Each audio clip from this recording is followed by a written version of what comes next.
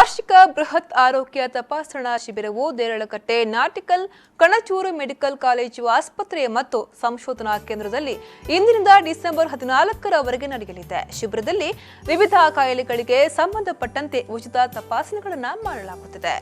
ಸಾರ್ವಜನಿಕರು ಹೆಚ್ಚಿನ ಸಂಖ್ಯೆಯಲ್ಲಿ ಇದರ ಸದುಪಯೋಗವನ್ನು ಈ ದಿನಗಳಲ್ಲಿ ಪಡೆದುಕೊಳ್ಳಬಹುದು.